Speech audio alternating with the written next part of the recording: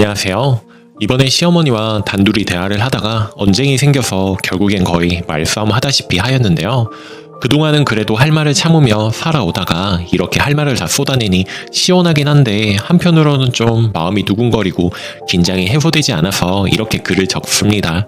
제가 상대하기에 시어머니의 말빨이 워낙 세서 그동안 한마디도 못했는데 이번에 진짜 날이었던 것 같네요. 시어머님은 말투와 합법이 세신 편인데 아기는 없을 거라는 믿음으로 지낸 지 결혼 3년 차입니다. 하지만 이제는 알죠. 아기가 있던 없건 그건 중요한 게 아니라는 거. 내가 불편하고 불쾌한 말들이라면 그건 들어야 할 이유가 없다는 것들을요. 우선 어머님과 1대1 대화는 3년 동안 어머님 말투에 대해 넘기고 넘기다 도저히 못 참고 터져버려서 하게 되었습니다. 어머님이 저보고 속상한 거 있으면 다 얘기해보라고 하시길래 이미 지나간 시간에 대해 말씀드리기보다는 앞으로 이런 부분만 헤아려 달라고 말씀을 드렸습니다. 그러니 저보고 말씀하시기를 괜히 딴 생각하고 있으면서 입 꼭 다물고 있지 말고 말하라고 할 때 말해라. 뒤끝있게 행동하지 말고 기회 줄 때 얘기하는 게 좋지 않겠니? 나는 두세 번 기회 안 준다. 지금 말해봐 하시더라고요. 그래서 어머님께서 저에게 서운한 거 있으시냐 되물으시니 준비하셨다는 듯이 며느리 도리에 대해 훈계를 하시더라고요. 먼저 시어머니는 결혼하고 첫 생신 때의 일을 이야기하셨습니다. 본인의 첫 생신 때 며느리가 생신 안 차린 점이 두고두고 기억에 남는다 하시더라고요. 저희 부부는 결혼 후 바로 임신을 한 케이스입니다. 그래서 어머님 첫 생신 때 출산으로 조리원에 있었어요. 그리고 두 번째 생신은 환갑이어서 식당에서 가족이 다 같이 파티를 했고요. 심지어 지금 둘째 임신 중으로 입덧 지옥이라서 죄송하다고도 말씀드렸고 매번 생일상 못 챙겨드려서 죄송하다고 말씀을 여러 번 드렸음에도 이 말을 반복하시더군요. 그래서 이번에 말씀을 드렸습니다. 어머님, 출산하고 제가 어머님 생신을 챙기기는 무리였다고 생각을 해요. 정신없는 와중에 어머님 선물이랑 꽃배달 준비해드린 것이 제 마음을 표현한 것이었는데 부족하셨나요? 그런데 어머님 지나간 일을 어찌하나요? 서운한 마음은 있으실 수 있지만 매번 이렇게 말씀하실 정도로 제가 큰 잘못을 한 건 아니라고 생각을 해요. 상황이 그랬으니 이해해 주세요. 그랬더니 눈을 흘기시더라고요. 또 며느리로서 설거지 안 하는 점도 마음에 안 든다고 하십니다. 남편 없이 매주 최소 2번, 한 달에 10번 넘게 식사를 합니다. 시댁에서 먹을 때도 있고 외식을 할 때도 있으나 아기 낳고는 시댁에서 먹었습니다.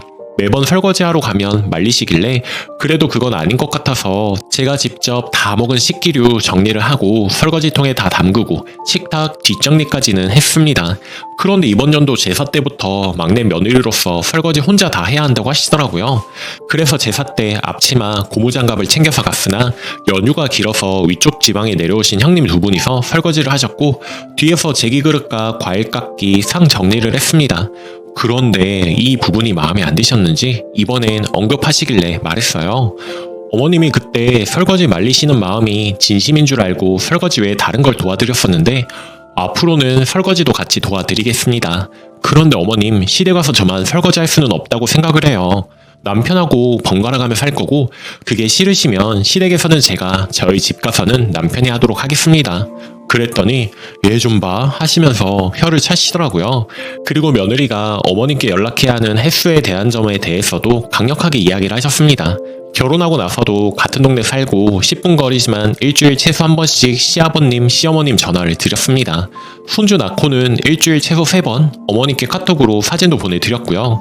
연락 부분은 차츰 줄인 게 이 정도인데 서운하다고 하시네요. 시아버님 한 달에 4번에서 1번, 시어머님 일주일 2번에서 1번으로 줄어들었어요. 친정이 다른 지역인데 3달에 1번 정도, 10일 정도 방문합니다. 아기 낳고 몸조리 한다고 2주 있었는데 친정 도착했다고 연락해야 하고 친정에 있는 동안 아기 잘 지내느냐고 연락, 다시 남편이 있는 지역으로 올라오면 올라왔다고 연락해야 한다는 게 시어머니의 논리입니다. 그 뒤로 마음 편히 친정 왔다고 말도 못하고 10일이 최대 있을 수 있는 기한이고요. 이 부분도 그동안은 시어머니에게 최대한 맞춰왔는데 오히려 본인이 그 연락 부분이 불만이라 하시길래 저도 쏟아냈네요. 어머님 그런데 친정 가는 것까지 왜 어머님이 저를 통제하셔야 하는지 솔직히 이해가 안 가요. 그동안은 어머님이 너무 싫어하시니 맞춰드렸는데 말이 나온 김에 이 부분은 제가 알아서 하겠습니다.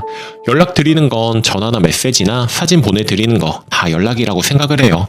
형태만 다를 뿐 전화하고 목소리 듣는 거를 최우선으로 여기시면서 서운해하지 않으셨으면 좋겠습니다. 저도 아기 상태에 따라 전화 못 드릴 때도 많고 원래 전화를 많이 하는 스타일이 아니라서요. 제 역시 연락을 많이 하는 게 스트레스라 절충이 필요할 것 같아요. 이어서 이야기 꺼내시는 것이 아기 50일, 100일 돌잔치 축하 전화 돌려야 하는데 제가 적극적으로 안 한다고 하시네요. 남편 기준 친가, 외가, 어른들에게 축의를 받을 때마다 며느리가 직접 감사 전화 돌려야 한다고 하셨던 분이세요. 그리고 얼마 받았는지 며느리가 직접 시어머니께 표현해야 하고요.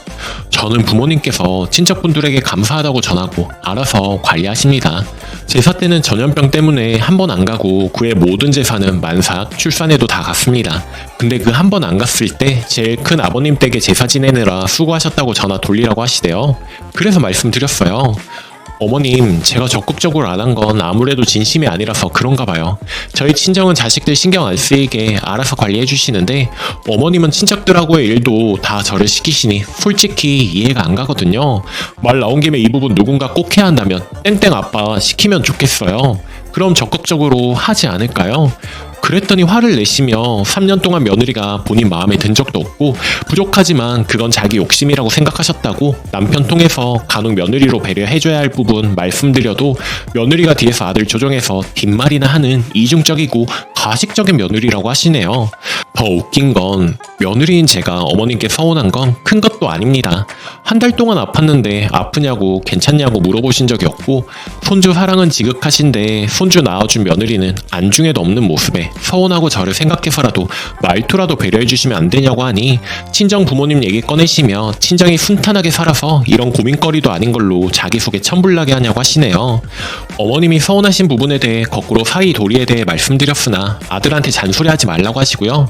남편은 중간에서 뭐하냐고 물으신다면 자기 말로는 중간 역할 하고 있다고 3년 동안 이렇게나 서운함이 쌓였냐고 하는데 서운한 점 토로해도 본인 어머님 성향이 원래 그렇고 자기도 그렇게 자랐다고 저보고 이해하라고 하길래 이제는 못하겠다고 했습니다.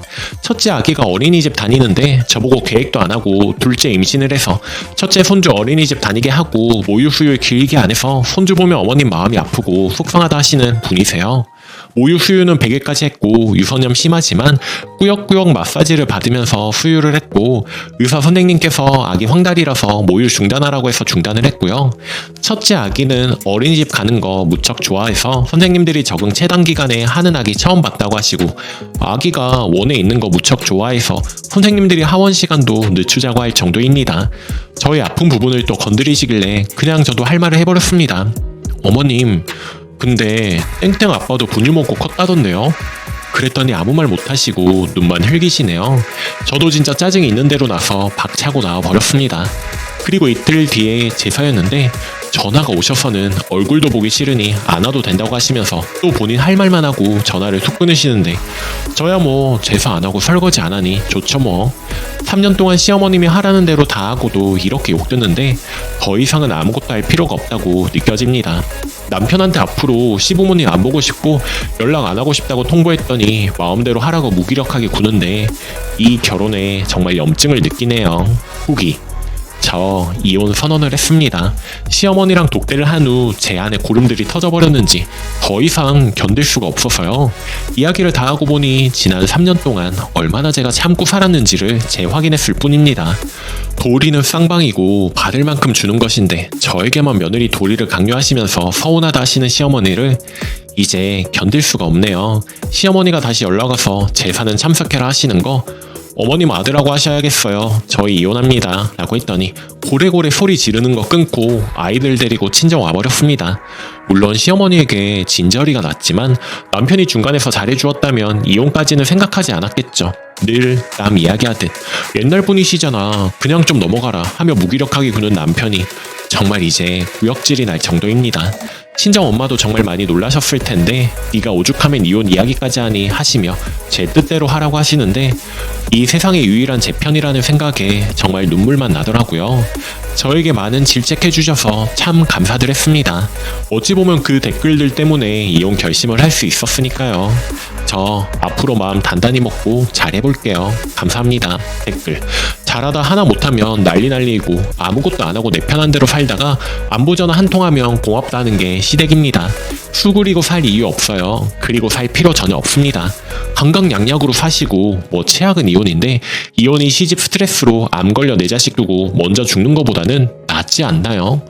오늘 제가 준비한 사연은 여기까지입니다. 오늘도 낭만캐스터와 함께 행복한 하루 보내세요. 감사합니다. 구독, 좋아요도 꼭 눌러주세요.